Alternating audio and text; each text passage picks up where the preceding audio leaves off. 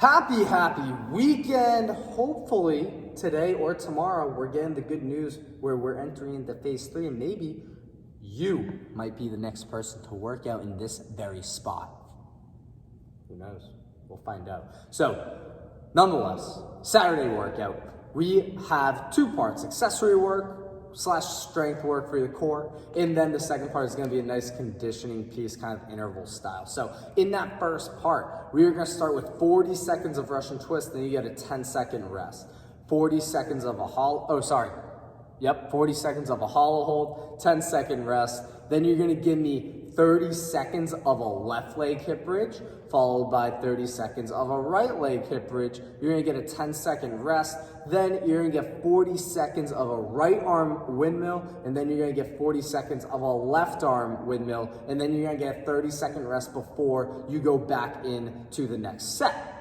So, Dave, you ready to demo all these for the good people? For the Russian... Dave's very excited. For the Russian twist, what we're going to do here is slightly elevate those feet off the ground. Dave's going to be sitting on his butt. He's going to bring both of his hands to the side closest to the camera. And he's going to bring them all the way down to the ground. He's getting both hands to touch, and his eyes are going to follow where his hands go. So his upper body twists just like his lower body. So he's going to now go back and forth for 40 seconds there. However, if he wants to make this a little bit more challenging, if he can confidently do 40 seconds in a row without stopping, he's going to grab a weight. He's going to grab it from the handle with both hands. He can interlock those fingers if he wants.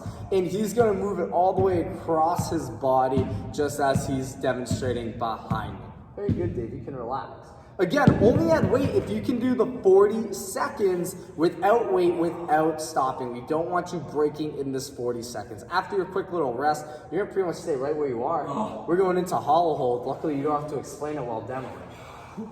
I'll go through it quick, don't worry. We have a few different options for you. With any option you choose, we need your holds, Dave.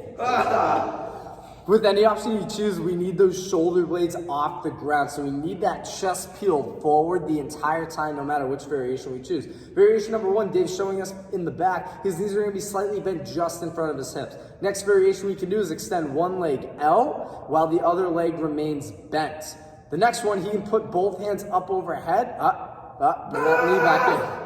Both hands up overhead. And then lastly, into that full hollow hold position, both feet can go out. Dave, just keep holding so people really understand what they're going to be doing.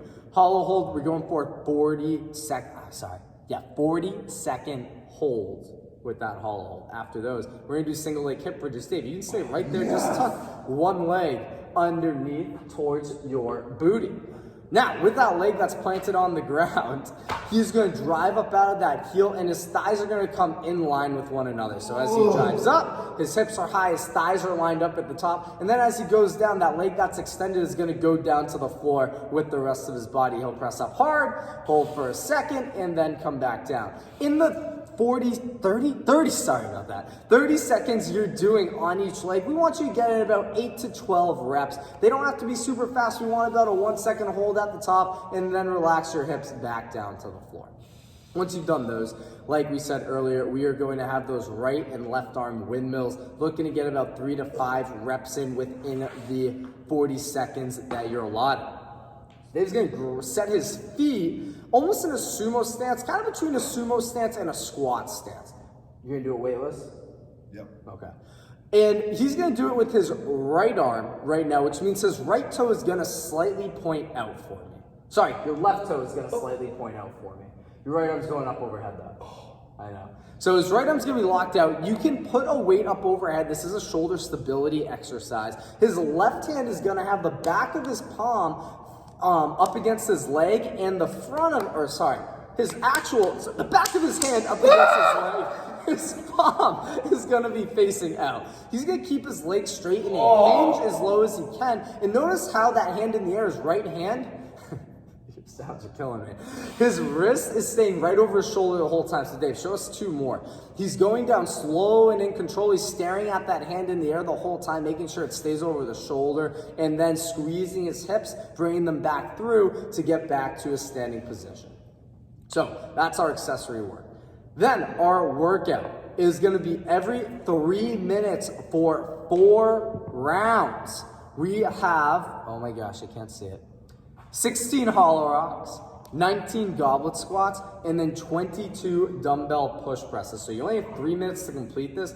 We want you to be fast on these. We want each of these to be taking about 2 minutes, so you get about a minute rest before the next one. It's only 4 rounds, so really try to push yourself here.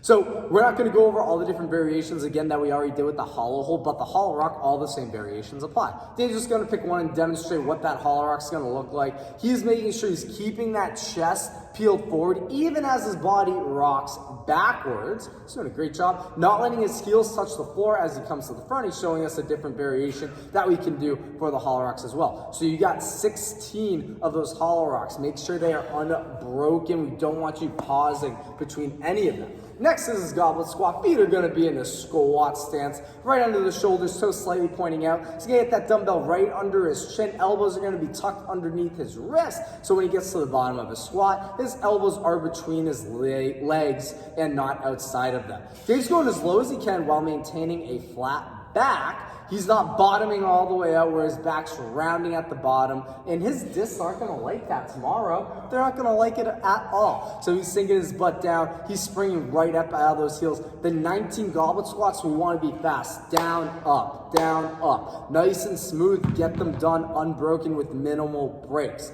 Lastly, 22 dumbbell push presses. It's gonna be 11 on each arm. You can break it up however you want. I recommend trying to get just 11 done on one side, then 11 done on the other. Dave has that dumbbell up in his front rack position, his elbows up and slightly out to the side. His core is locked down. He's gonna take a little dip with his knees as his knees drive forward and out. He's then gonna snap his legs into that locked out position to gain as much momentum as he can, and then he's just locking out his elbow to finish the movement. What we don't wanna see is you dropping underneath that weight today. So Dave, show us a push jerk. We do not want push jerks today. As soon as those knees lock out, they're not bending again until that dumbbell comes back down to your shoulder. So you'll have 11 on one arm, then 11 on the other, then you get to rest the remainder of whatever time is left in your round. Good luck. It's going to be a spicy little number on this Saturday.